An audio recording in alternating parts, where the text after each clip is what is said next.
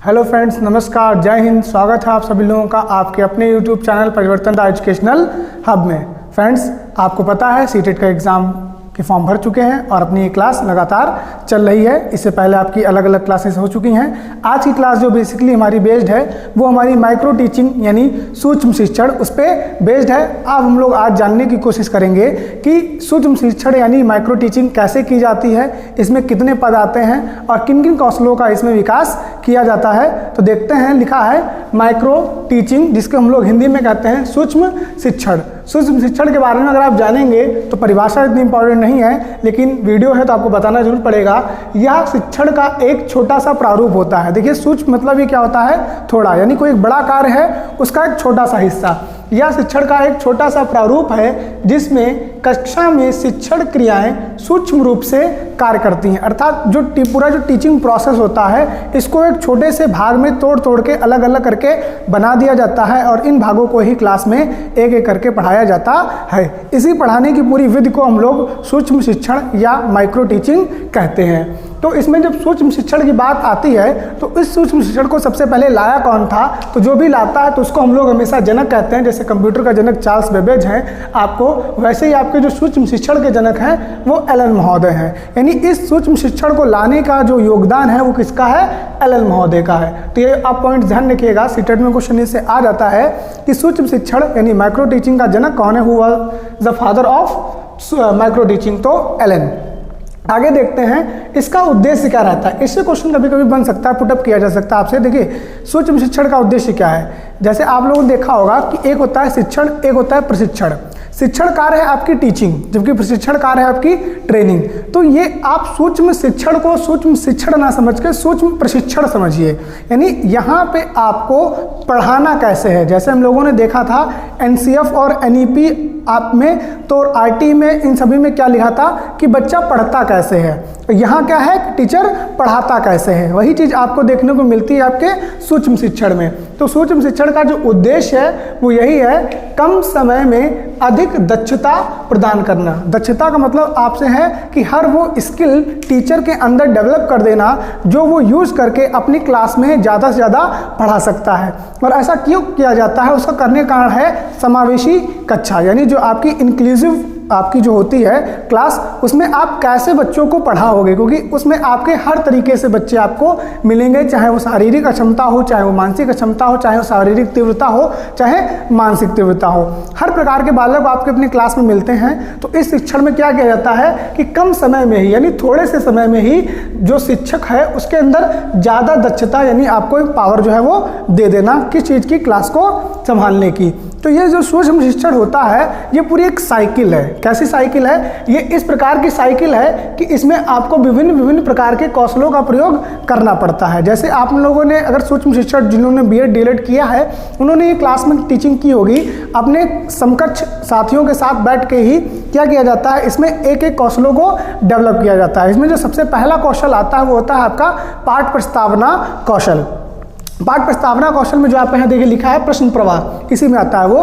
पाठ प्रस्तावना कौशल क्या होता है, इसमें आप अपने जो समकक्ष साथी होंगे जो इसमें आपके सामने बैठे होंगे और एक टीचर आपका पीछे बैठा होगा, आप उनके सामने क्वेश्चन ऐसे मतलब एक टॉपिक निकलवाना चाहते हो तो उस टॉपिक के आसपास क्वेश्चन आप उससे पूछोगे। जैसे आप पहला क्वेश्चन ऐसे पुटअप करते हो, मान लीजिए आपको लाइट का टॉपिक निकलवाना है तो आप क्वेश्चन पुटअप करोगे, बच्चों अगर घर में मतलब रात में लाइट चली जाए तो क्या हो जाता है, तो आप कहते हैं अंधेरा हो जाता है। फिर आप कहते हैं अगर मान लीजिए, फिर आप क्या करते हो, तो आप वो मतलब उजाले में कोई आपको बस ढूंढनी है तो आप क्या करेंगे, तो क्या कहते हैं बच्चे कि हम अपने किसी लाइट का व्यवस्था करेंगे, नहीं प्रकाश जो चीज़ें प्रकाश उत्पन्न करती हैं उन चीज़ की हम व्यवस्था करेंगे। फिर आप क्वेश्चन पुटअप करते हैं कि कौन कौन सी वस्तुएं हैं जिनसे हमें प्रकाश मिलता है, तो बच्चा कहेगा टॉर्च है, मोबाइल की टॉर्च है, सूरज है, तो इन सब चीज़ों को वो बताएगा। तो आप अगला क्वेश्चन ये करेंगे, बताइए हमारे सौरमंडल का जो पिता है वो किसे कहते हैं, तो बच्चे को चीज़ नहीं पिता होगी तो वहीं से आप उसको क्या उठा के लाओगे कि हमारे सौरमंडल का जो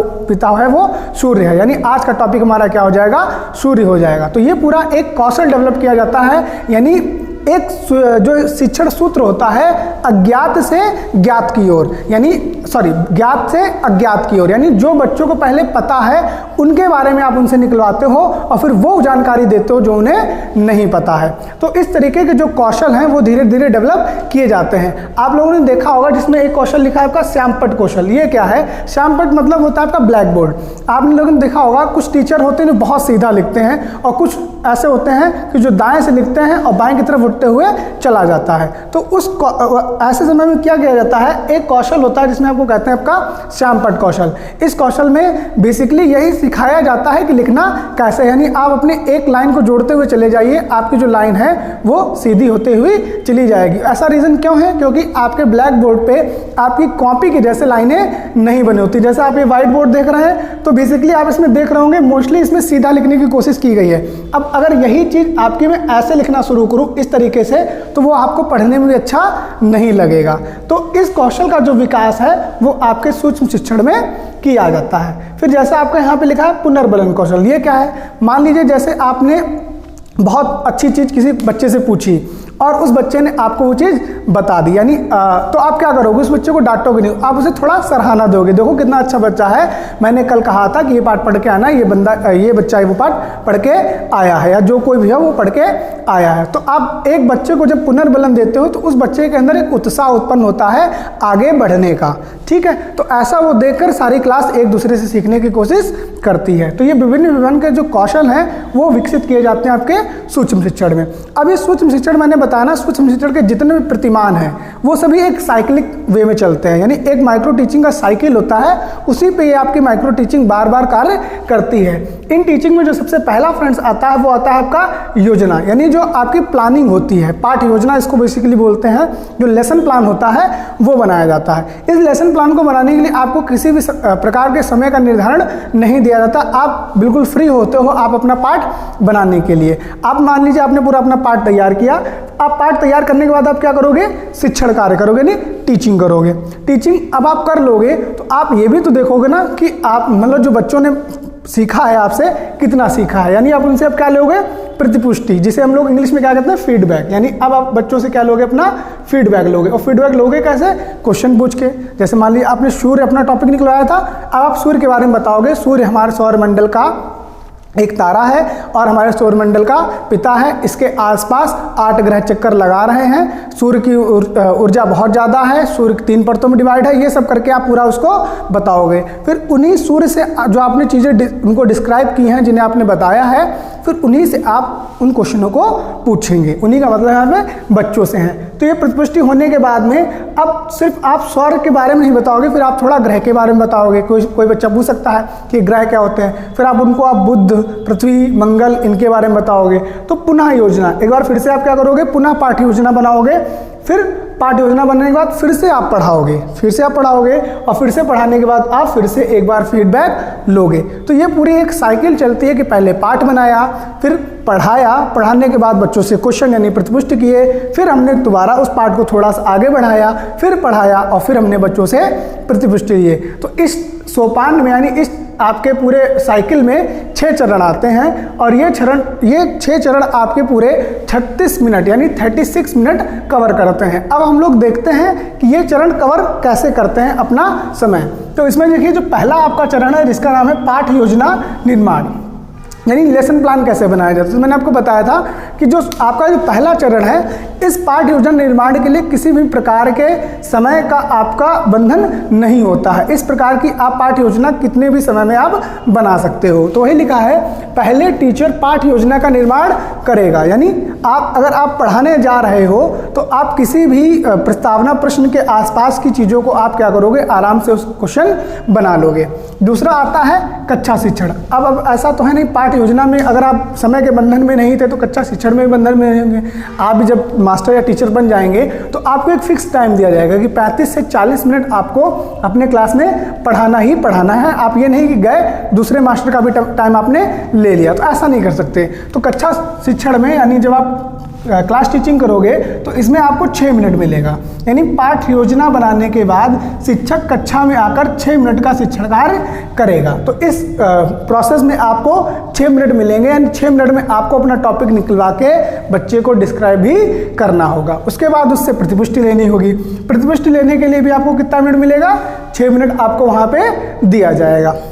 फिर क्या होता है? पुनः पाठ योजना। मैंने बताया था ना, आप पहले आप इस चीज़ को पढ़ाओगे, फिर दोबारा से रिप्लान बनाओगे उसी पाठ का, और इसके लिए आपको कितने मिनट मिलेंगे? आपकी 12 मिनट। जहां आपको पहले पाठ योजना के लिए समय का बंधन नहीं था, वहीं आपके दूसरी पाठ योजना के लिए आपको 12 मिनट अर्थात समय का बंधन मिल गया। तो आप देखते रहिएगा, पहला 6 मिनट मिला, फिर 6 मिनट मिला, फिर 12 मिनट मिला, फिर पुनः शिक्षण, और फिर पढ़ाने के लिए कितना मिनट मिल रहा है?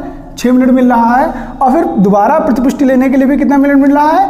6 मिनट। अर्थात जब इन सभी चीज़ों को आप ऐड करोगे तो आपका 36 मिनट निकल के आएगा। यानी लगभग आधा घंटा 6 मिनट आपको पूरा पढ़ाने के लिए क्लास में दिया जाएगा। यही प्रोसेस पूरी आपकी माइक्रो टीचिंग कहलाती है। यूपी टेट में जो आपका क्वेश्चन आया था 2019 में, वो फ्रेंड्स सीधे सीधे यही आया था कि सूक्ष्म शिक्षण में आपको कितने मिनट का समय दिया जाता है। तो ध्यान रखिएगा, सूक्ष्म शिक्षण में आपको पूरा 36 मिनट का समय दिया जाता है, जिसमें आपके सामने लिखा है आप जब टीचिंग करते हो तो 6 मिनट, प्रतिपुष्टि यानी फीडबैक लेते हो तब 6 मिनट यानी 6 मिनट, जब आप पुनः रीप्लान बनाते हो तो 12 मिनट, जब आप दोबारा पढ़ाते हो फिर 6 मिनट, और जब दोबारा फीडबैक लेते हो तब 6 मिनट। यानी ये पूरी टोटल आपकी जो प्रोसेस है, जो साइकिल है माइक्रो टीचिंग की, वो 36 मिनट में आपको कंप्लीट करनी होती है। और मैंने बताया आपको 2019 के यूपी टेट में क्वेश्चन आया था, और एलन वाला भी जो क्वेश्चन है वो आपसे आता है।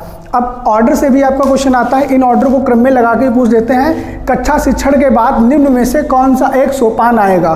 तो ऑप्शन रख देंगे पुनः पाठ योजना, पुनः शिक्षण, पुनः प्रतिपुष्टि। तो ध्यान रखना, कक्षा शिक्षण के बाद पहले प्रतिपुष्टि आती है, फिर पुनः पाठ योजना आती है, फिर आपकी पुनः शिक्षण आती है, और फिर पुनः प्रतिपुष्टि आती है। तो ये आपकी एक साइकिल है जिसे आप देख सकते हो। देखो, इधर चले, फिर इधर प्रतिपुष्टि से पुनः पाठ योजना, पुनः शिक्षण, पुनः प्रतिपुष्टि, और पुनः फिर से एक बार योजना। तो ये आपका पूरा एक माइक्रो टीचिंग पे बेस्ड बिल्कुल आपका एक वीडियो था।